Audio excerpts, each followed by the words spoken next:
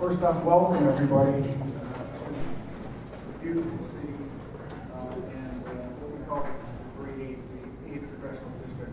We're here today to talk about a really, really important issue on the border openings, and many of you have high stakes in the opening of the border.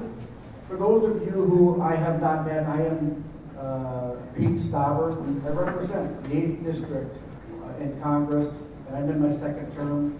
I was first elected in 2018, and this issue is extremely important. I've been working on it for over a year, and today's event is to talk about not only the importance, but like the next steps. How do we and what should we? And I want to hear from our panelists as we get going here. But it's a wonderful group of people, and so we want to really be efficient with our time because I know your time is valuable. So what we're going to do is I'm going to introduce or let my colleague Michelle Fischbach introduce herself as a freshman in the 117th Congress. Michelle represents the 7th District and has the western part of Minnesota and the northern part. So Representative Fischbach. Well, thank you very much, and thank you all for being here. I really sincerely appreciate the kind of discussion that we are going to have today, and I appreciate you taking the time, all of our panelists and everyone here, taking the time to be here because this is such a huge issue. And Congressman Stauber mentioned that he's been working on it for over a year. I've been working on it for 92 days since the day I was sworn in, so I'm the new guy, and so I appreciate hearing what is going on and if there are solutions that we can come up with, and so that we have a better understanding of truly how it is, how is it affecting everyone, and then we can take that information with us as we look for a solution to it. So I appreciate y'all being here, and I do represent the 7th District, and it goes all the way from the Canadian, literally the western half of Minnesota, goes all the way from the Canadian border, one county short of the Iowa border, so it is a big territory, and I am happy to be here and looking forward to hearing from everyone on the panel and everyone joining us via Zoom. And again, thank you. Thank you, Congresswoman Fischbach. Now we're going to have 1-minute introductions, and bear with us because we do have what? Go to the Canadians. I was just about to get to that. We have 1-minute introductions, but bear with us as we go to our virtual members of Parliament or friends in Canada that are going to introduce themselves. And what we're going to ask is give us your name, where you're from, the organization, and why you're here. And the members of Parliament will be able to explain that. So bear with us. We're going to have the members of Parliament introduce themselves first. And for our Canadian friends, one of you take the lead, and we'll start now. Go ahead. Dan, do you want to go first? Or I'm Marcus Pulowski. I'm a member of Parliament for Thunder Bay Rainy River, which goes from Thunder Bay to the Manitoba border. I think that's all northern Minnesota. Greetings to everybody. Good to be here. Greetings to the Congressman, Congresswoman, and MP Dan Mazier. I'm certainly interested to hear what you all have to say about reopening the border. Let me start by saying, although I am a Liberal member of Parliament, I do not represent the government, and I do not speak for the government, but I can certainly give you my opinions as to what I think should be happening. So certainly I think, like you all on the American side, we've heard so many stories about problems arising from the closure of the borders, one of the biggest ones being the impact on the tourism industry in northwestern Ontario, which is uniquely connected to the Midwestern United States. And they get almost all of their tourism from that part of the United States, very little from anywhere else in Canada. So they've really been devastated. But also, a lot of businesses are run by or owned by someone on one or the other side of the border or have close connections across the border. There's a lot of people who have families across the border and people who've had family members who've been sick. People who've had to go to the United States for cancer treatment and are having difficulties going across the border. So there's been really so many problems, and certainly it's been economically pretty devastating having the border closed, and also it's been a great disruption to people on both sides of the border. So certainly we want the border open. The border will open. Obviously the question is when. I think as far as Canada is concerned, the health and safety of the Canadian citizens is paramount. But I think there is an answer, and the answer in my mind is the vaccinations, which really seem to be turning things around in the United States, and I think quickly in Canada. And I would note in passing that a recent report from Israel showed that Pfizer vaccine decreased occurrence of asymptomatic COVID by 93%. So I think really the answer is going to be proof of vaccination, because when Canada has, and we're rapidly vaccinating all kind of vulnerable Canadians, a good deal of the population, when we have a lot of people vaccinated, the vulnerable people covered, and when we have Americans showing that they're vaccinated with a vaccine which really greatly decreases the spread, I think that's when we're going to open the border, because the benefits will certainly outweigh the risk. So with that, thank you. And Dan, I turn it over to you. Thank you. I take it you want introductions and opening remarks at the same time, correct? Like, so 2-3 minutes. We're doing this right? I guess no one's stopping me, so away I go. So yeah, Dan Major, Member of Parliament for Dauphin Swan River Neepawa out of Manitoba, which is, my riding is basically in the western part of Manitoba. If you were 60 miles north, the riding starts the southern end of it, 60 miles north of the U.S. border, straight north of Minot, North Dakota. So that's where we are, and then we go north for 7 hours of driving, basically. So it's a huge riding, and it goes, I don't know if you know where Lake Manitoba is, to the Saskatchewan border. So it is a fairly big riding. And I'm with the Conservative Party of Canada and the Loyal Opposition. And I'm here today to discuss this very important issue of border opening and just how we go about it. So I'm very much looking forward to the discussion. But yes, good morning, and thank you for the invite. This is a very important discussion on how we get this border back open. I know basically many of you are very eager to come and visit Manitoba and to watch the Winnipeg Jets beat the Minnesota Wild. I know that's very important, but there are more important things. There are more important things that connect America and Canada, and that is our economies. I represent thousands of rural Canadians, and just like Minnesota, we enjoy spending our time in the great outdoors. Although we refer to Minnesota as the state of 10,000 lakes, every year thousands of Americans visit Canada to enjoy an abundance of nature. Canada is not only home of world-class fishing and hunting opportunities, but also some of the most dedicated lodge operators and outfitters.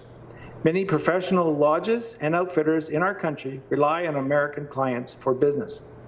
Outfitters and guides cannot afford to lose another black bear season, another duck hunting season, or another fishing season.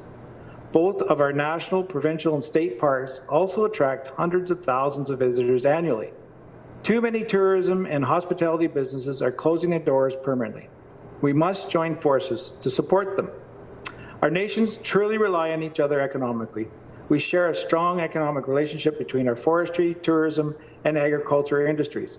I believe there needs to be a coordinated plan between our countries to safely and gradually reopen our border. However, it is important to note that America is significantly outperforming Canada in the vaccine rollout. The last time I checked, America had vaccinated nearly 50% of their population, whereas Canada has vaccinated less than 16%. I encourage Minnesota to consider asking President Biden to send to Canada a few more vaccines to speed up the reopening of our border. Canada and the United States have the largest trade and travel bilateral relationship in the world. We also proudly share the world's longest undefended border. Canada is a friend and an ally. Let's work together to maintain our relationship and pave the way for future economic prosperity.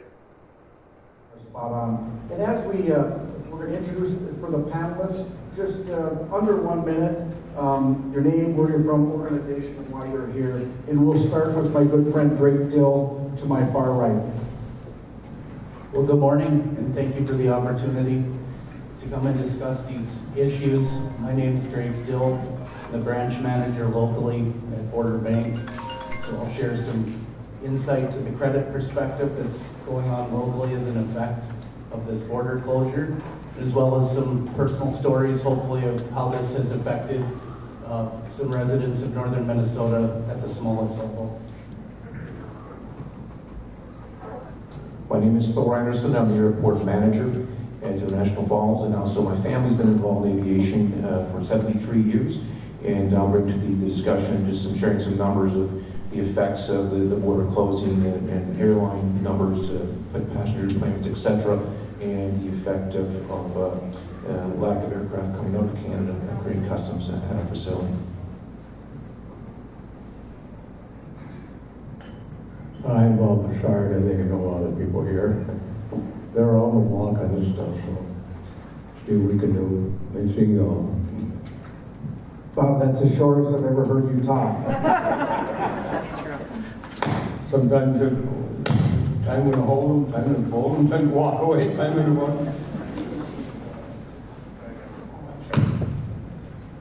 Hello, I'm Robert Disha. I'm the chairman of the Grand Portage Band of Lake Superior, Chippewa. I'd like to thank Representative Stodler for inviting me over for this. This is a very important issue for everybody that lives on border communities, and it's particularly an interest for us to get the border open. So thank you.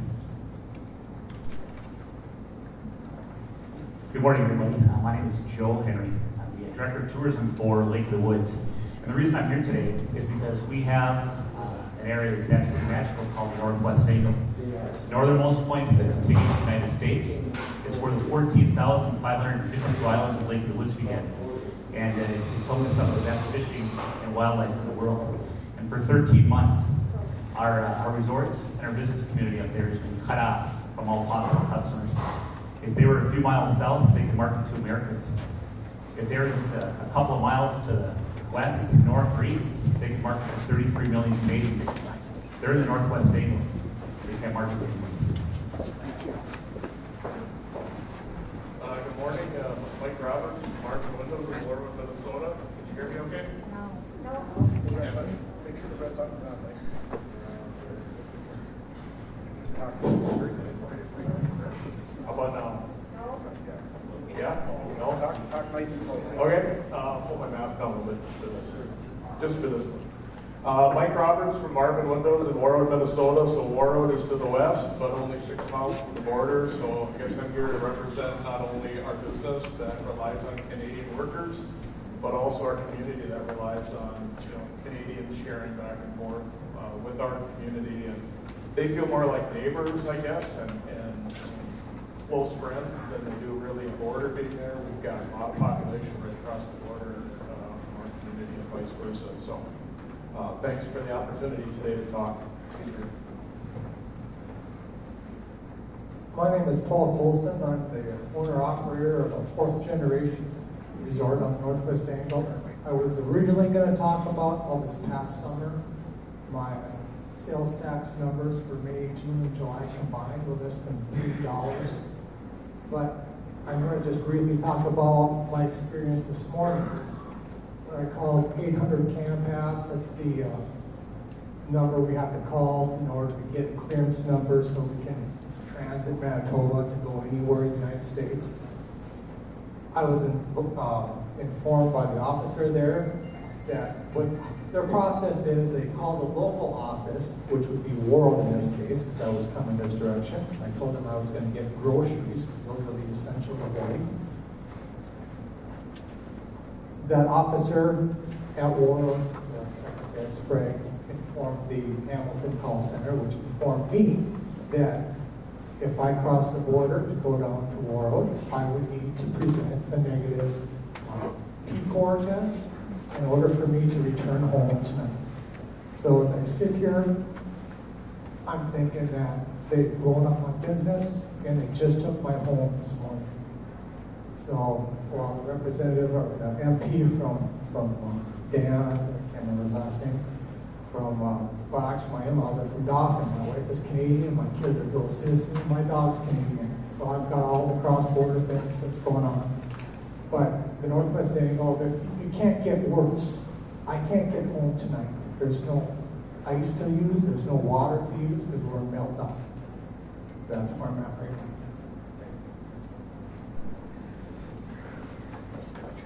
Well, I can't top that, that's for sure.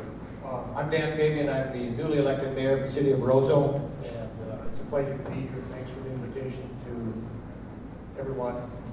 One of the things that's an issue in Roseau is healthcare, and there's a great working relationship between Canadians and Manitoba and the Life Care Medical Center in Roseau, where the Canadians come down for health care, but that's not working out so well now because of the situation at the border. So we get a little bit of in-depth on that as well today. I think that there's a whole host of issues with regards to what's going on in terms of tourism, commerce, and all that stuff. We just need to get the border back opened up again, and I'll be happy to be a part of this as we move on. Thank you. Good morning. My name is Tricia Heibel, and I'm the president of the International Falls Area Chamber of Commerce. Thank you, Representative Stauber and Representative Fishback, for hosting this today. I think, as expressed along the panel, this is just a vital conversation right now, and we appreciate you starting this for both sides of the border. You know, as represented along the panel already this morning, this has obviously had major impact on all border communities as we're very integrated with each other. So in addition to the commerce, it's recreation, it's families, it's socializing, it's landowners, it's tourists, all as we talk. So I look forward to the dialogue today and the progress that will come from it.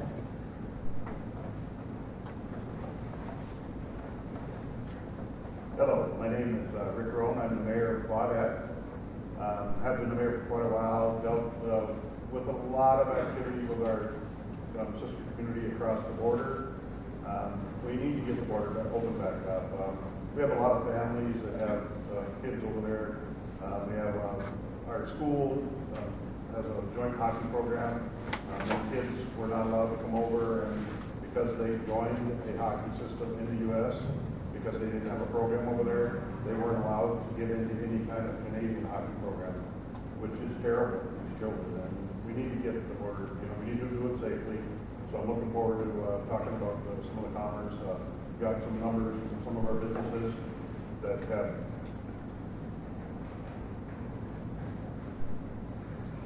That's going to work now? Is that louder? Yes. Can you hear me now? Yeah. I can yell and do it, but I don't want to. But I'm happy that we, these people, our representatives, our Canadian partners that are on the web thing, have put this meeting together because it is important. People don't, at higher levels, make decisions that affect us on the border. And my mom hasn't seen her granddaughter in over a year. So there's a lot of families like that. We need to figure out how to get it open back up. Thank you for putting this together. You're welcome. Thanks, panelists, for spending some time with us today. I think it's really important. I'm sure many of you have stories that were shared here just in the introduction. I can't imagine not being able to see a family member, a loved one, or not being with a family member, maybe when they're passing. That human touch. And it's not only Minnesota, it's the entire border from upstate New York all the way to Washington.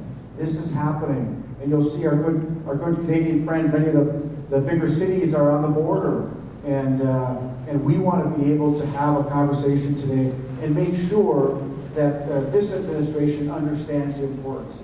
We go, the Trump administration, I sent to not only the administration, the Secretary of State then, but I sent letters to the Biden administration and the Secretary of State on let's have these discussions. It's urgent now. I was up here over a year ago, or about a year ago, and some of our seasonal businesses, now we're entering our second year of not having the opportunity to bring that commerce or the economy to the respective communities. And we know that it's mutually beneficial when we open the border. And as one of the members of parliament talked about, the more vaccines, only 60%.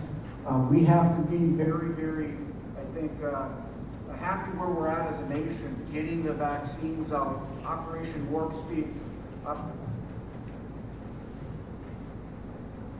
Operation Warp Speed worked. Now we need people that want the vaccine to get the vaccine. We need the seniors and our most vulnerable to be able to have that and get the vaccine and start opening up the economy. Right now we're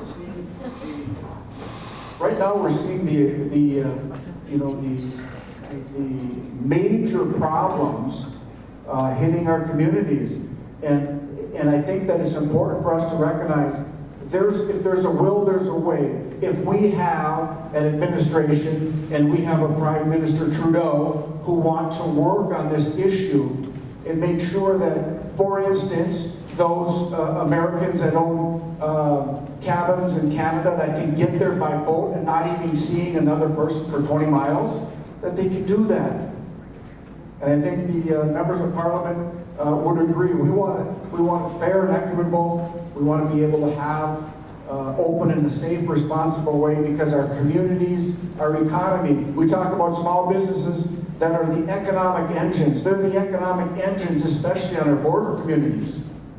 You know, we've got schools and we've got sporting events and we've got family and relatives that need literally that human touch.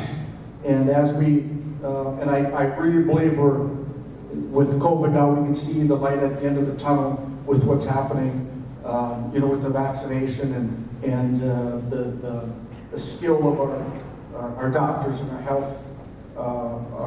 health employees. I will say to Marcus and Dan, I want to really thank you for being here, because the conversations that we had 9 and 10 months ago, they're here now. We have to really push. You have to push Premier Trudeau, and we have to push President Biden and his administration to understand the magnitude of this. We can't wait any longer. We can't, as you say, miss another fishing season, another bear hunting or what have you. Look at Lake of the Woods. Look at the opportunities that we're missing out. We can do it, and I think that we have the formula. So I would just a couple of questions for the panelists here, and you can just jump in and ask. We're not going to. We want to make this as informal as possible, but do keep your remarks to a minute or so. A couple of questions. Since the U.S.-Canadian border has been closed just over a year ago, what have the impacts been to you and your community? And then as we discuss solutions to our government's approach to the pandemic, what outlying questions or challenges remain that hinder our ability to reopen the border? Then how can we impress upon our leaders the importance of providing certainty to our communities as we seek to reopen the border? These are just a couple of questions that Congresswoman Fishback and I want to hear. We want to hear the dialogue, and then we want to bring it back to the interparliamentary group, which I am a part of, and we are a part of. It's many members of Congress and members of Parliament are part of that. They're having these discussions in other places across the country, so we can bring these questions to the Secretary of State and the Biden administration in hopes that we get some type of immediate and quick response as we enter another season. So with that, those are some of the questions that we have. If there's some other ones or comments you want to make, let's go. I'm just going to start with you, Bob, Thor, about the airport. You had mentioned some devastating statistics for the Falls Anderson Airport. Can you mention them, please? Certainly, Pete. Once again, I very much appreciate the opportunity, the efforts made by our Canadian partners. It's greatly appreciated that they have been with us today. Just a real quick stance on the impact of the border closing at the International Falls Airport. In 2019, 16,987 people in plane on scheduled airline service at the airport. In 2020, that number went to 5,489, overly simplified, about a 2/3, 66% reduction in passenger loads. The interesting stat to that is about 45% of those passengers are Canadians. Also, under that umbrella of those numbers, we have charters, large charters that are provided by Sun Country Airlines of Minneapolis. And what it is, it's a charter / a casino. We call it a casino junket. It's a one-stop shopping, and that's very, very popular among our Canadian friends. On those aircraft, those usually are made up between 45 and 50% Canadians enjoy the casino junkets to Nevada. To put it into perspective, as Pete was asking about impact of our business, just a real quick history, not to make it about my family, but sitting to my right is my nephew Drake Dill. And between our families, we've been involved again in aviation for decades. And with that, with the border crossing, we've seen a 90% reduction in our business in the last 13 months. We're basically the opposite of Vail. Wintertime, very slow activities. Summertime, 90% of our revenue is 90 days in the summer.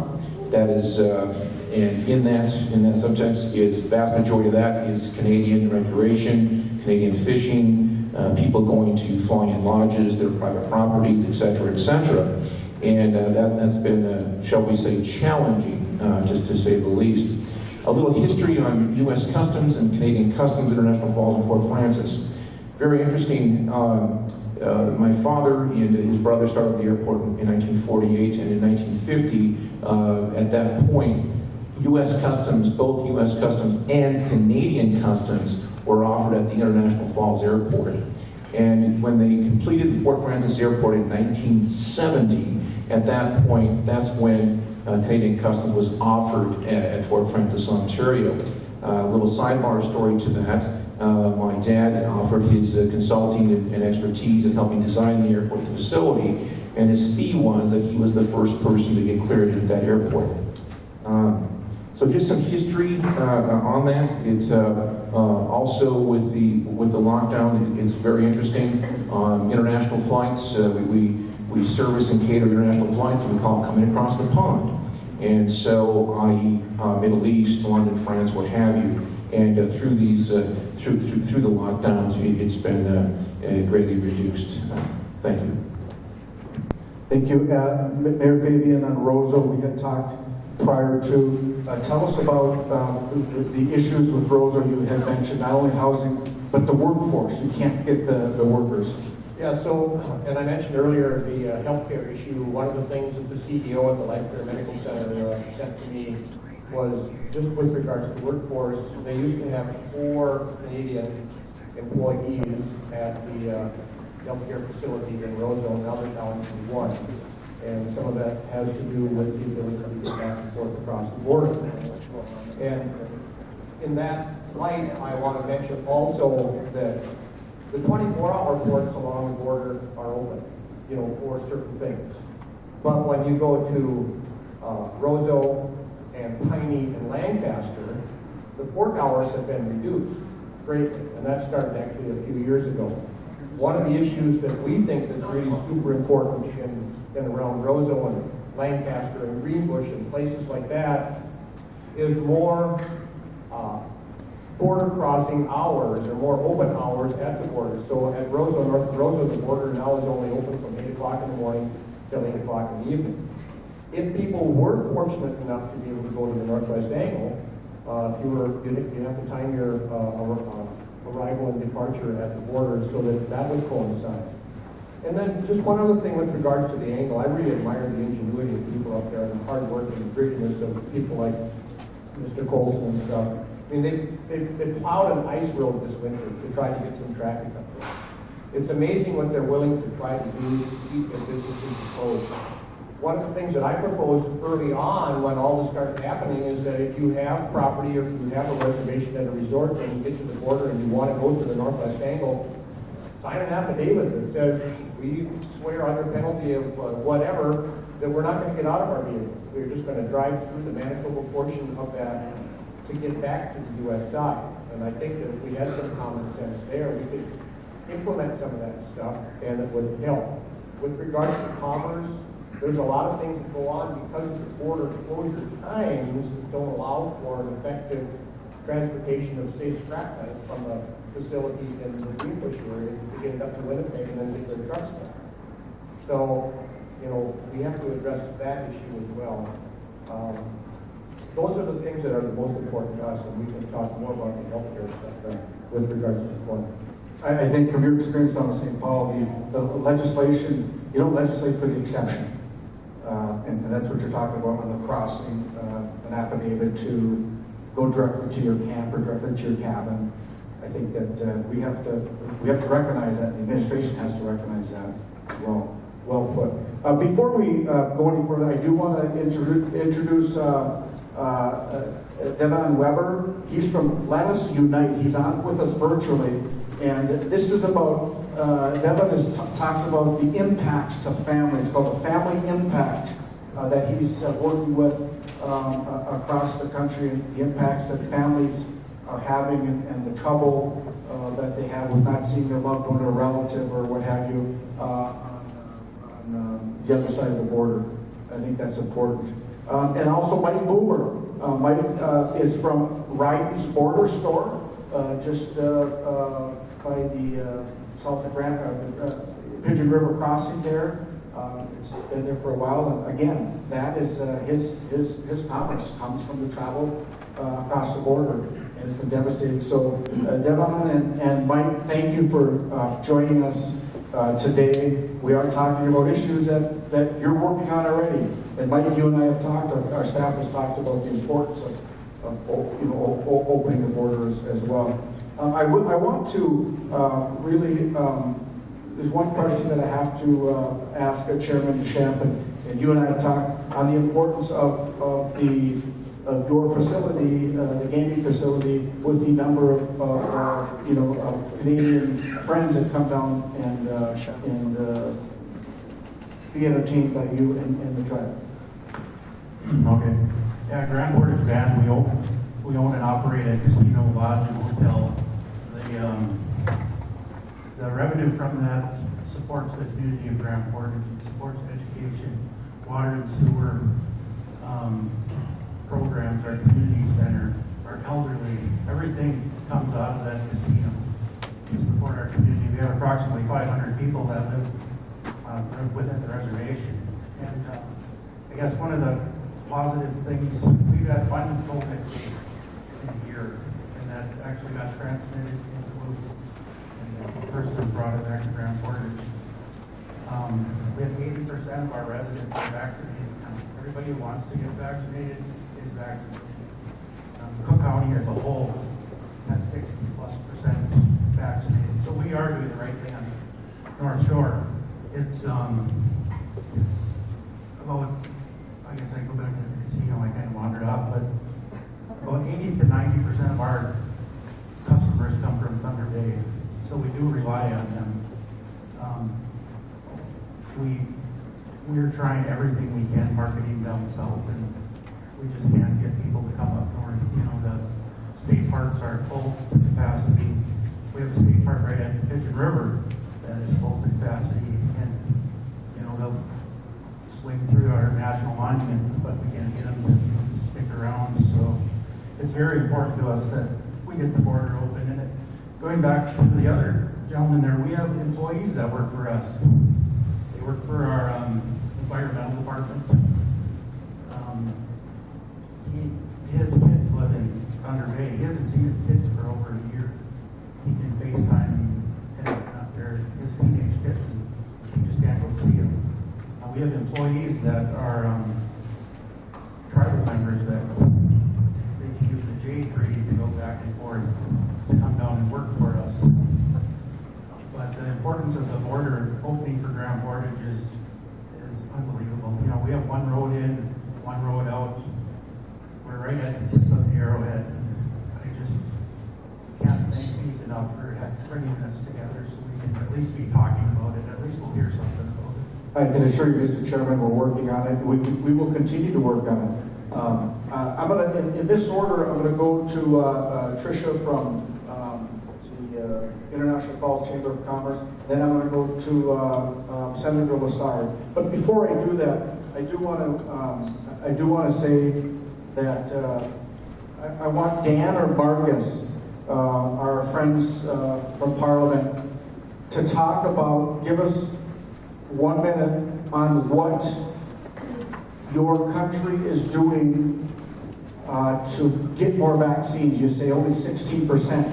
What percentage is needed for your country, for Premier Trudeau to say, yeah, let's talk about opening the border? Yeah, it's a good question. The Prime Minister has repeatedly said that by the end of September, all Canadians who'd want to have a vaccine would be vaccinated. Now there's talk, I think, of all Canadians who want a vaccine maybe having their first shot, because here it's a little different in the States in that I think our public health people have decided that perhaps it's better, quicker to give everybody 1 dose of vaccine and then prolong the interval between the 2 doses, as that would allow us to cover more people quicker. Now, I think that September deadline is very, very conservative. That's based purely on Pfizer and Moderna. It doesn't include Johnson & Johnson, AstraZeneca, Novavax, and we've got millions and millions of doses of those ordered as well, and most of them coming in the second quarter, meaning from March on. So I think that the numbers will rapidly go up. I think our government is, in my estimation, being a little overly conservative in how fast we think we can vaccinate people. But I'm thinking, and this is my personal opinion, I'm thinking by June or July we're going to have a considerable portion of our population vaccinated. That in my thinking, again, this is just me, that when Americans can show proof of vaccination and we have a good deal of our population and all the vulnerable ones vaccinated, that then I think we're probably going to be in a pretty good position. But that's, and now Dan, and being in the opposition, may have other things to say about how we're doing in vaccinating people. But Dan, I turn it over to you. Well, thanks, Marcus. And you did state it very well, like as far as where the reality of where we are in Canada. I think, and the problem with this all is not having a clear path. Like, business hates uncertainty, and this is what it's driving us into the ground on these different decisions. So we have another wave, we have another set of lockdowns. That just takes much more, it just knocks businesses right out to the side. And individuals, this is what I can't get over. We talked about the outfitters and those people in rural U.S. or rural Canada. They're the ones that are getting hammered. The big businesses, the Walmarts and all these, their supply chains are fine. Even agriculture, we've been pretty fortunate to have our supply chains and our parts, and we can grow the product and we can get the product out of the country. But it's these individuals, the professionals that we can't get back forth. We have a forestry industry in this in the riding here in Canada. Of course, we need those professionals to come up from the United States. LP is the company, it's a U.S. company. They want to do a turnaround. They needed professionals to come up from there. We can't get them across. So industry even starts, those industries that are thriving, they can't get lumber for 2x4 for the life of God.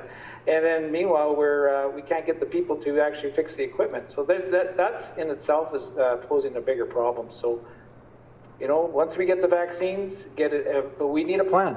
We need a definite plan, and we need to be both on the same page. That I can't emphasize enough.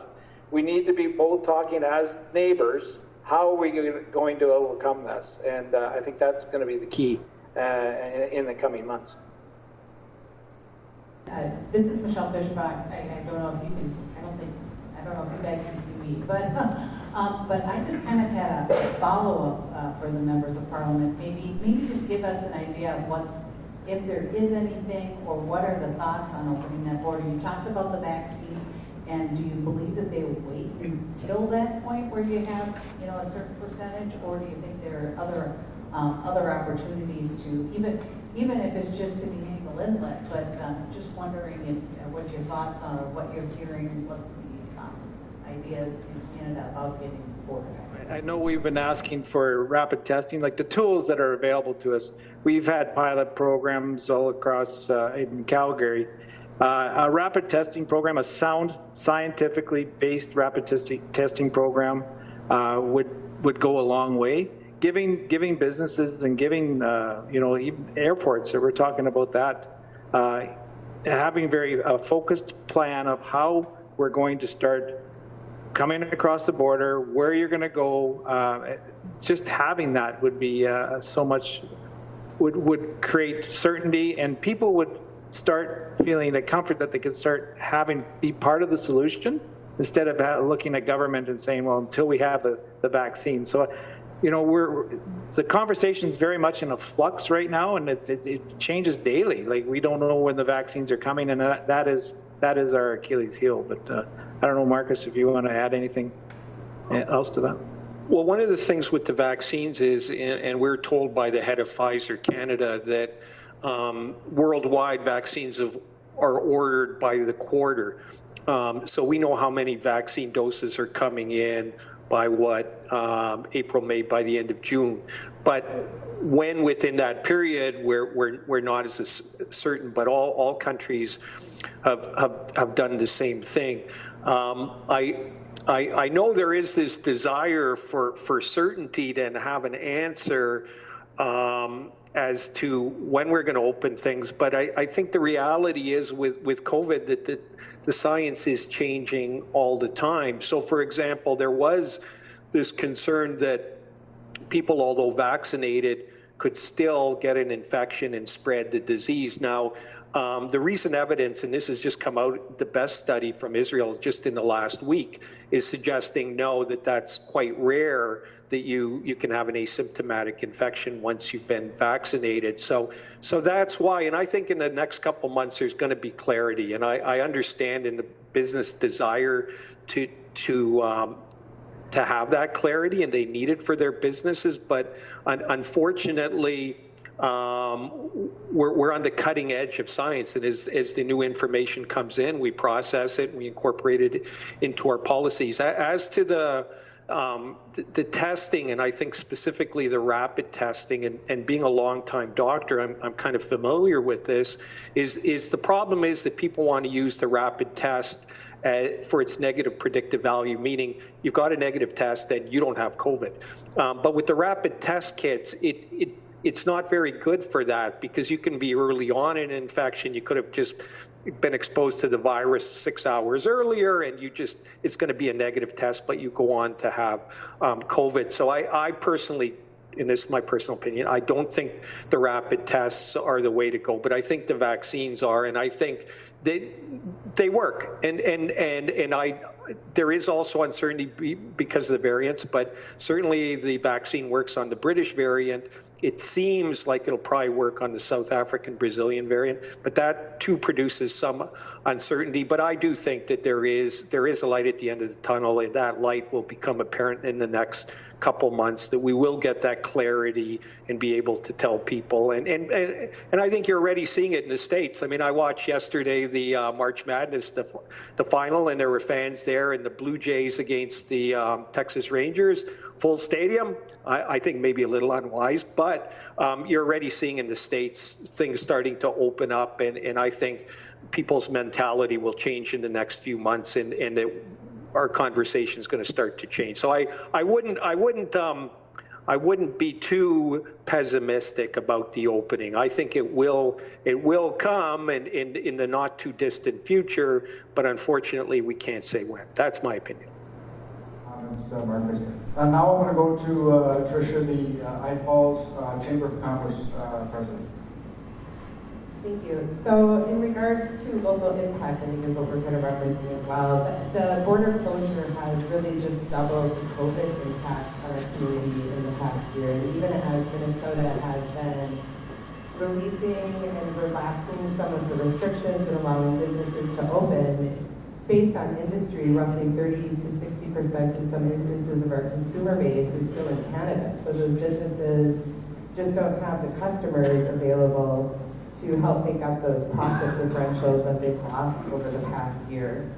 I understand that on both sides of the border, we also share that concern of rural medicine and those impacts of how that moves through our community.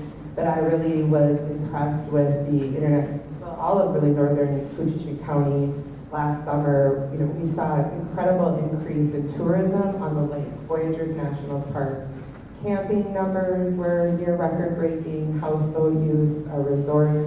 You know, people who couldn't get into Canada found their way here and had a great vacation, and we did not see really spikes or have a lot of negative impact. And I think that the regulations for businesses and their commitment to following those, to protecting both their employees as well as their visitors, really did what they needed to do and kept everybody safe and having a good vacation through the summer. So we would love to see our Canadian partners be able to share and implement some of those as well and allow some of those tourists back in. The calls that we would get in our office, you know, for people not only in southern Minnesota but around the United States who are used to crossing here, you know, inquiring about border opening, you know, are just generations of travel activity and tradition that they are really missing out on and would like to be able to continue to share and resume. So we hope that even with phasing, we understand that the border, just like other COVID restrictions have kind of been phased, that maybe border opening comes in phasing as well, that there's additional consideration for the families, for the other. You know, even though I represent businesses at the chamber, we always have sensitivity on that dialogue of businesses versus people, and really it's not one or the other, it's how do we support everybody through this together. Very well said. And you mentioned, you know, families. It's so important that we have that people understand in other parts of this country that border communities, we have friends, relatives on both sides, and crossing daily, not only to work but to see our friends and relatives.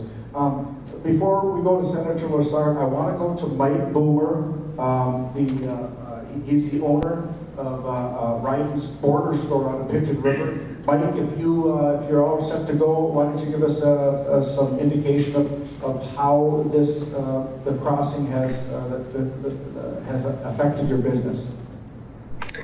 Well, thank you, Congressman. We're glad to be able to join this meeting. We're glad this meeting has taken place. It's needed. The time is right. Our business, our general business, is down over 90%. The gas station is closed. The duty-free store is closed. You know, and like Bobby said, with the casino and the reservation, we need Canadian travel. We need it. We need the commerce back and forth. We've been in business for 75 years. We're third generation. Third generation has its own challenges, let alone two governments working against us. And I had a manager of 10 years leave the community to find work. We're finding other people looking elsewhere, leaving the community to find work. When this opens, it's going to be busy. We're going to need workers. And again, as Bob from the reservation can attest, finding workers in rural areas is not easy either.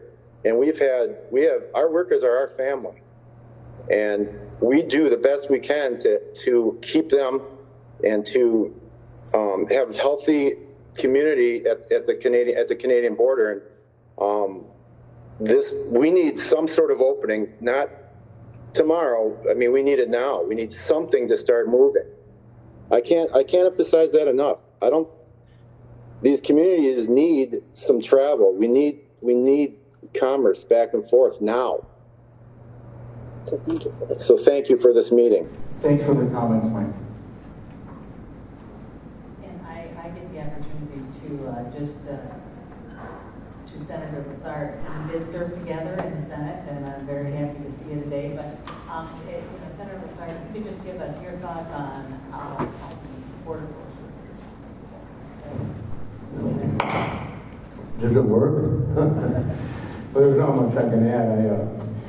I talk every day, almost every other day, to the flying service in Fort Francis, and Vic and Angie, and I just talked to them yesterday, and the big issue is they don't know what to do. You know, you got reservations, June, well, they better go some other place, and especially when you buy almost a $2 million airplane you got to pay for. And so I think the big issue is, I think I speak for the resort. I talked to Destra Falls, Kenora, we belong to Nevada. And the big issue is, give us a date. You know, like June. Well, if it's not going to be June, some of those people will move to July. I talked to some friends of mine yesterday on the way up here, out of Bemidji and Walker. Not trying to be funny, they're good friends, but they kind of like it. But not really. They've had a great year because of our customers going over there. And but they're with us on opening the bridge. I talked to Niagara Falls yesterday. Some friends of mine had a resort at Sioux Narrows and Sioux Lookout. 3 people yesterday. I told them I was going to be here, and we belong to the group. And I guess the number one thing we want to put across is give us a date. Just give us a date. If June's wiped out, we can move some of those people to July. And I don't know how I can stress that enough. By the way, you know, I represented this district all those years, so, and both my kids are Canadian, so you got to know that I'm what you were talking about. It's close to me too. So that's all I got to say. But I do talk just about every day. I'm on the phone, and I told them I was coming here, Michelle, and that the message they want to give, and this is from Canadians, is give us, if they can just give us some type of a date, then we can ship some of these people. So that's about it. Thanks for putting this on. Appreciate it. By the way, hi, you guys. You people that know all the years. Thank you very much. And, you know, I'd like to just go to Mr. Henry and Mr. Olson. But can you explain, you know, tourism, it had to be a horrible year. And so very devastating. I'm wondering if you could give us some of those experiences. And then, in addition to that, what it would take to recover. What do we, you know, Senator Osar talked a little bit about getting dates, but are we going to be able to recover? You know, tourism brings so much to the area, you know, not only to those businesses directly serving, but all of the peripheral businesses serving those tourists. So, Mr. Henry, I'll go to you first, and then we'll go to Mr. Colson. So Great, sure. Well, thank you, Congressman. So right now we have, you know, Lake of the Woods, the Northwest Angle. It takes 40-mile drive through Canada and Manitoba in order to reach the United States again. And that's the issue, is traveling through Canada. Now, right now, we have resorts that are down 90%. And they're not gonna be able to hang on very longer. It's been 13 months. Not only are they down 90%, so far, they haven't gotten one more penny of any kind of financial aid than any other business on Main Street, Minnesota, where Americans can reach them. So it's been pretty frustrating. Not only that, every month that goes by, their customers, which they've built up over decades, those customers are going to other places in Minnesota and other parts of the Midwest, naturally, because they still want to go on vacation. And they're going to these places and they like them because they're nice. And they're not as far as the drive. And there's not as many hassles going there. So consequently, every month that goes by, they're also losing market share. So now when we do open up, they're going to have to build that up again. It's not like they're starting from point, you know, square one. So it's tough. 2 things I would say. Number one is 40 miles through Manitoba. You know what? Should we make that an international travel corridor? It would be easy to do so. You know what? Should we have an affidavit? Should we have a GPS system? Should we have a check-in system? There's people that are traveling back to their home state of Alaska and they have to check in and get there in a certain amount of time. Big penalties if you deviate. You know, back 40 years ago, commercial anglers, that they couldn't bring their fish through Manitoba to get down to the U.S. What they did is they set up a pilot car. They paid the Canadians an opportunity, a pilot car that would lead their car through there and back. Should we pay for a pilot car that would lead routes twice a day? There's plenty of options. That 40-mile stretch is very desolate, and I don't know, I'm not a physician, but so far I don't think COVID has spread through a car windshield. Now, secondly, financial assistance. You know, these folks need something, or they're not going to be around for long. It's been 13 months. It's hard enough to run a business as an entrepreneur in good times, let alone putting this stress on. With that, I'll hand it over to Mr. Colson. Well, and Mr. Henry, I will just kind of add right in here because you talk about the financial assistance. And one of the things that we've been talking about, and you can give me your input, is we've been talking about potentially doing some forgivable loans, particularly in the Animal Inlet area, but, you know, they lost assets. So if that's something, love your input on that, if you had any, you know, ideas and thoughts, but that was one of the things that we're kicking around right now. We appreciate it. You know, a forgivable loan program would be great because you know what it would do? It would help these businesses to hang on.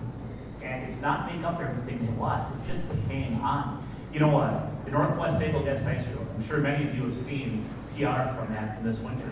You know, that Northwest Angle Guest Ice Road saved many of the resorts up in the Northwest Angle. And that was a venture from Northwest Angle resorters who already, their backs are against the wall, both emotionally and financially. And they had to put in seed capital money. You know that road cost over $130,000? But thank goodness the fees recovered from vehicles using the Guest Ice Road broke that even, so that people could get up to the angle. Now, people didn't make out like a normal winter. They still were at 40 or 50 or 60% of a normal winter season. But I'll tell you what, gave them two things. Gave a little bit of money to hang on. Gave them something else that's huge. That's hope. But that was strictly from the residents of the Northwest Angle creating that on their own. Thank God they did. We appreciate your support. Thank you. Mr. Olson? So I don't really want to double up on what Joe said. So just give me one here. I don't know how many letters have been written cross-border from our federal politicians, from our state. I'm pretty sure that I know how many have been responded to. And I would say it's probably zero. There's a lack of want. It would be so easy for us to have a travel corridor. I'm not looking for the Canadian border to be blown wide open. I'm looking for us to be able to go back and forth from America to America. Like I said, as of this morning, I was told by Canada Customs that I have to have a negative P-Corp test to get home. I don't know what I'm going to do tonight. I guess we might see it all on the news. So I'm currently having my property tax hasn't been reevaluated. I'm assuming that my resort is worth about nothing. I'm still paying what it was assessed at. My insurance, I still have to be current on that because every 30 days we're hoping that we'll have our businesses open. So we have to stay current. All my expenses are there because like Mr. Lassard was saying, we just don't know, we don't know what to plan for. But I can tell you, we need to go forward with something. The Northwest Angle would be a very simple test as far as opening this border up. Like I said, I'm not looking for an open border. I'm looking for a travel corridor. I'd also like people to look at the border water treaties in 1909. And the first appendix there talks about the right of navigation on international waters, also the right of commerce. As far as I know, COVID doesn't trump international treaties, but apparently they seem to have in this case. So there just seems like there's a lack of will to get this travel corridor established. It's not a lack of not knowing that we exist. We only have 100 votes in my tiny community, and that is my problem. If we had Minneapolis at the angle, we wouldn't have this problem. We don't get anybody elected on the Canadian side. There's no political upside to that. We don't get anybody elected on the American side. This should actually be a feel-good story where cross-border politicians can actually meet and come up with a super simple solution. We floated hundreds of them. Well, that's an exaggeration, but I can tell you at least a dozen. But there's a lack of a want on the Canadian side to even engage. There's not even a seat at the table. This is the first forum we've had 13 months in. It's frustrating beyond all things I can describe. It's hard for me to keep my emotions in check. I can talk about how my wife hasn't seen her parents. They're 83 years old in 18 months. They're vaccinated now. They live in Documento. I think I said that earlier. But The solution is so simple for our community, and there are other expat communities. There's Point Roberts, there's Campbell Island, there's Hyder, Alaska. These are 4 excluded communities that could be, it's easy to come up with solutions, but I need the political will to do it. I guess that's it. Pete, can I respond to that? It sounds like in Northwest Angle has to go through Manitoba, which is not my riding, but it's close enough as far as I'm concerned. We've certainly heard a lot about from the Canadian side, but I'm not familiar of the problems faced by Northwest Angle. I certainly sympathize, and I will ask our government, both Global Affairs and Border Services, to look into the situation faced by people in your community, and through my office. And I don't know, Pete, is that your riding? But we can get back to you in terms of what our government can do. Yeah, Marcus, myself and Congresswoman Fishback is her area, as she will be a point of contact for that. But we really appreciate that suggestion. And I just will say that the official forums, you are right, but I've been working on this issue since the middle of last summer, begging Kevin McCarthy to put me on the interparliamentary group so I could talk to people, not just from Ontario and Manitoba, but we're looking at Quebec and Saskatchewan and British Columbia. Those are, I've been talking to those members, and I want to just assure you, I can see the pain, and it bothers me. And I know Congresswoman Fishback can too. And I think it's important that when we go back, we talk about these things, and to have just a blanket policy, on our respective communities on both sides of the border is, and I believe, is unfair for those of you for those people that haven't lived in those communities for years and been part of the economy on both sides. And I think just a blanket policy, some good suggestions on opportunities for us. But as I said to Mayor Fabian, we can't legislate for that exception, that one person that made it. We have to do this. The vast majority of people are law-abiding, and they want to do what's right. And so I really appreciate your comments. And maybe you wanted to say something to a couple of speakers. I would just like to say that, what do you think my chances are that I get home tonight? The question was, what do I think the chances of that he gets home tonight? I'd like to think 100%, but sometimes the unwillingness of the common sense isn't always there. So what should I do tonight? Let's see how that plays out. And Congresswoman Fishbach and I, before we leave, you will have our direct numbers, and I want to know what happens. And we will, please stay in touch with us. And I would ask, I think it was Marcus who was just mentioning earlier about reaching out. And I'd like to make sure that we stay in touch with Marcus so that we have that kind of both sides of the border. And if there's anything, I don't want to put Marcus on the spot, but if there's anything that he could do to help, I would hope that he would jump in and we will do what we can. But you're at a spot where I guess that's the unknown. Mayor, can you add something? Well, Put the thank you. microphone up so I. Yeah, so I'm going to interject here a little bit. First of all, you have a place to stay. My home is over, okay? There's that helps. You have 20 bedrooms. It's these types of situations that, and you mentioned that there's a lack of will. I think because of the remoteness of the area and the lack of population and so forth, what's troubling to me is that there's not necessarily will.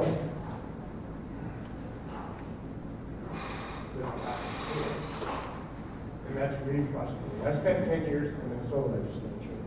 And it's these types of situations that cause people to become skeptical and cynical about governments and bureaucrats and how things work.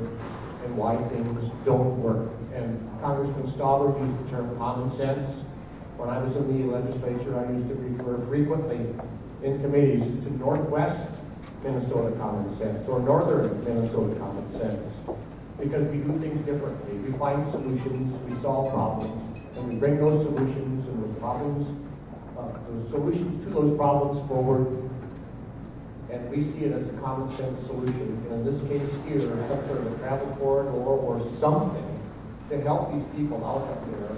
And you cannot get government to even respond to a letter. That's embarrassing. It really is, and it's very, very tough. So I hope that we can get this thing worked out. This should be something that northern Minnesotans working with southern Manitobans can get figured out. So thank you very much. Absolutely, Mayor Fabian, and we are working very hard to see what we can do to make this work for everybody.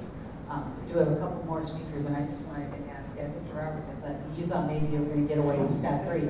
But I'm just wondering if you could give us some ideas on how it really affected, Marvin Windows. I mean, it's a huge, huge employer, not only workforce, but, economic driver in Warroad. And if you could give us some thoughts on that and some Yeah, thank you.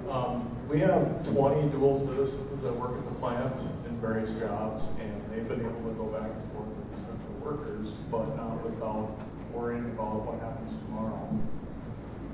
We also have a fall H-2B program that helps workers from Canada come over to the United States and work temporarily in the fall. We usually have 25 to 50 of those folks, and that's important for them. Obviously, they want to earn money. We need their help if we can. Last year we had 8, and those were the brave ones. I think just the border issues, and fears, and the rumors kept everybody away, and they just chose not to be a part of our company, and that's a huge part of our business. And I'll just also add that all these communities along the border have half of their normal radius of workers and shoppers cut off because of the border, right? So that's the major impact of Banat, International Falls, and Warroad, and Roseville, and Lancaster, and all the other communities along that border is half of the people, family, friends, literally community members cannot come across the border to do the things that they do. And there's family situations, weddings where grandpa and grandma can't come to the wedding. It's literally 20 miles from their home because it's across the border, and just heartbreaking situations like that. So it's a major impact, and we're looking for a solution to. Certainly, it's been a long time coming, and we're ready for that next step. Thank you very much. Did you shut down during the pandemic at all? We did not. You didn't? Okay. And I just want to ask the mayor about that. You mentioned a little bit about the kids' hockey, but what kind of effect has it had overall on the community? I know it's economic effect, but we've heard stories about family members separated, and I know we're dealing with one over a little further west where there's a married couple actually on different sides of the border, but so economically it affects on the city and the kinds of things that are going on about that. Thank you very much. Before we start on that, I just want to reiterate a couple of things. The personal thing that I know about, I work with. We can't hear back here. No. Is it on now? Can you hear it now? Yeah. Okay. I work as a veteran service officer for North County. I've done that for 25 years. One of the best jobs I've ever had. I don't consider it a job. I consider it a privilege. But one of the problems we had is we had a veteran up on the Northwest Angle that had some issues. He had some felony charges on his record that weren't his, and we needed to get him across the border because he needed some mental health doctoring and some other things. We could not get him across the border. We couldn't get him through because of that felony charge that turned out not to be his charge. We had to sneak him across. We had to do stuff and things that I'm not going to admit to right here, but we needed to get him to his area. He was a military veteran in the U.S. government. Finally, we got it resolved, But we need to figure that out.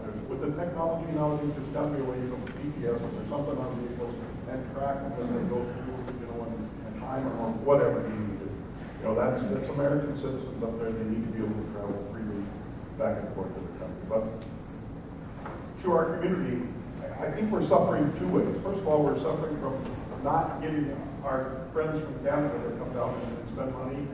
Rainy River, the community right across from Badette, it's got a small grocery store, a little, I don't even know if it has a gas station anymore. They were relying on Badette for all of that stuff, and the businesses in Badette were relying.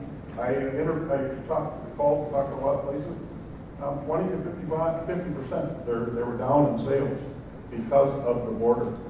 We need to figure out, there's got to be some common sense way.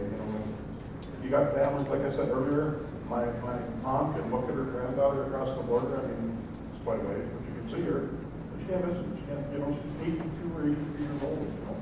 Who knows how much longer? There's got to be common sense. I mean, some of us have it. We borrow it to other people and let's spread it around. And, let's make it better. We need for both sides. Like I said, we need to. Thank you. Well, thank you very much for those comments, Mayor. And I think that I want to thank you to our constituents, the citizens we serve, for spending some time with us today. I want you to know that both Congresswoman Fishbach and I represent rural areas. Rural Minnesota and rural America shall never take a back seat. Warroad, Roseau, Baudette, Northwest Angle, International Falls, Grand Marais, Pigeon River Crossing, that matters to us. Authority airports matter to us. It's commerce, it's economy. And so I want to share, you talk about hope, I want to share. I believe that we are towards the end of this pandemic. We're going to get through this together as not only one nation, but we have our nations, our friends in Canada that are experiencing the same things, as Marcus and Dan talked about. We're going to get through this. We're going to learn from it. Our supply chain dependencies, we're going to reduce our dependency on foreign nations for our critical supplies. And hopefully, as you talked about, Joel, hopefully, very soon we're going to get back to a great sense of normalcy. And to Mayor Fabian, I'm going to use, and I'm going to give you credit for it, that northern Minnesota common sense. I think that's really important. And I want to thank the panelists for spending some time with us. We're going to bring this back. We're going to be engaged, continually be engaged in the interparliamentary group. And to our colleagues, members of Parliament, Marcus and Dan, thank you very, very much for joining us and talking to us about the importance you have for opening the border. We need to open it now in a responsible way. The economies in both countries, in both communities, and all the communities matter. And I think it's important. So from my perspective, I want to say thank you all for spending some time with us. And now I'm going to hand it over to my colleague, Congresswoman Fishbach, for some closing comments. Well, thank you all very much. What he said, because you summed it up so well, and I appreciate the northern Minnesota common sense too. I hope that all of Minnesota has common sense, and so, but really, more so than anything, I think we heard some really compelling things and some great suggestions, and there was a great discussion about the kinds of things that we can do, and we need to make sure that we deal with this, and we will continue to fight. Congressman Stauber and I will continue to fight, and I know that there are others in Congress that have some of the same situations in their states, and so we will join together with them and really work hard to do what we can to get this taken care of. I appreciate the members of Parliament that joined us, because we have to work with them in order to make this happen. But I will just wrap up by saying thank you, because I appreciate all of the panelists being here, all of you being here, taking the time to join us and knowing that this is an important issue that we will continue to work on. Thank you. Thank you very much. And before we close, I want to, having been a police officer for over 2 decades, I see a police officer standing in the back. Sir, thank you to you and your department and your families for your service, and to the men and women who served and are serving and will be serving this nation honorably. We live in the greatest country on earth. We get a call home. Thank you very much.